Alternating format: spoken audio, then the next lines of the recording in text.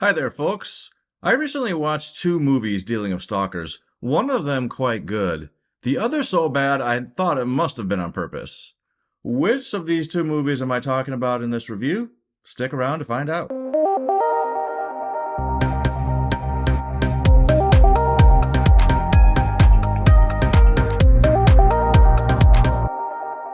Okay, so the movie that I'm talking about in this video is actually called The Stranger. Interestingly enough, this movie is actually a recut of a short-lived streaming series that was on that small little tidbit streamer called Quibi. This movie is from that TV show, and it has been recut by Hulu for a feature film. Alright, so you're probably wondering, what is this movie about? Well, I'm gonna tell you. An unassuming rideshare driver is thrown into her worst nightmare when a mysterious Hollywood Hills passenger enters her car.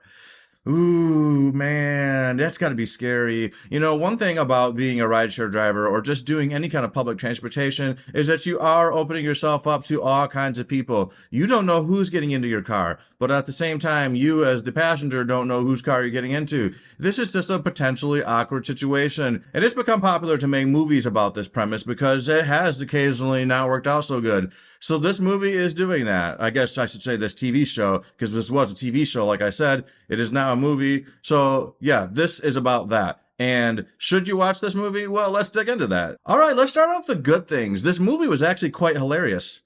I mean it. Yeah, I thought it was really funny how this girl was so stupid, how she could do all the wrong things at every single time. And I also thought it was quite amusing seeing how over the top and ridiculous Dane DeHaan's villain is. This guy has more tech and he's a better tracker than the Terminator. If you lost something or you lost someone and you need to find them, you gotta get a hold of Dane DeHaan's character in this show because he will track them better than the FBI or the CIA ever could. That is hilarious because it's ridiculous. So she's doing her rideshare thing. She's trying to make some money because she just moved out to LA. She wants to be a writer, and this town is the place to be. But she doesn't have much going on. She needs some money. There's no gigs coming in. She's not getting paid yet. So she decides to do this rideshare thing. And this guy gets into her car. He's kind of attractive. He seems like a nice, normal guy. But then he quickly reveals, and a bit too quickly if you ask me, because I was like, oh, wow, okay. But anyway, he quickly reveals that he is not a nice guy. He's actually a killer. He has just killed somebody, and now he's in her car.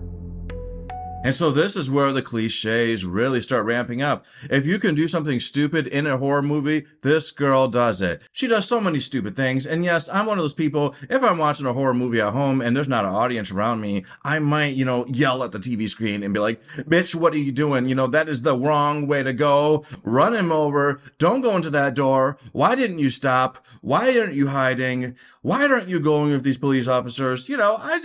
I'm known for yelling these kinds of things out. And this movie was making me do that quite a bit until I stopped because I realized something. I realized, wait a minute, maybe this movie isn't trying to be good. Maybe this movie wants to be bad. Yes. So maybe I'm supposed to be amused at some of this stuff. That's got to be it, right? Because no one would write a movie this bad. Dane DeHaan would not sign up for a movie this stupid if it wasn't supposed to be intentional, kind of like Sharknado. People are into corny movies. Grindhouse was really cool. I liked Grindhouse. So maybe that's why this movie was like this. That's what I chose to believe. And it made it possible for me to watch the last half hour of this movie because at about the 1 hour mark, I actually closed the movie and I was like, there's probably other things I could be doing with my day, right? I could be walking my dog. I could go to the gym. And I'm like, all right, fine. I will finish this movie. And yes, once I watched it from the approach of this movie being bad and possibly being bad on purpose, it made me amused and it made it a whole lot more enjoyable. There you go. So let's be honest, Dane DeHaan is not really that good of an actor. He was really good in Chronicle, where he was playing the whiny, angsty teenager guy that got powers, and he's basically been playing that kind of character ever since. He plays a lot of entitled, whiny brats. He did a very whiny job as Harry Osborn in the Amazing Spider-Man 2 movie. He's pretty ridiculous and whiny in this movie in his own way. I think his best performance recently was actually in the Oscar-winning movie Oppenheimer. Yes, you wouldn't believe it, but he's actually in that movie, and he doesn't have much to say. He's got like 2 minutes of screen time, but man, this guy, award-winning 2 minutes. So is Hulu interested in having bad stuff on their streaming platform? Because that's how it's starting to seem. When I look at some of their stuff, yeah, they've got some great stuff. They've got Shogun. They've got that show, No One Will Hear You, or something like that with the aliens. Whatever it was called, the alien movie, that was actually quite good. I recommend it if you haven't seen it. I'll probably put the actual title right down here so you can see it. But yeah, this movie has me wondering, what was Hulu thinking? Why did they have this movie recut? The original series, when it was its mini-series, it didn't get even good reviews back then, so why recut it into a feature-length movie?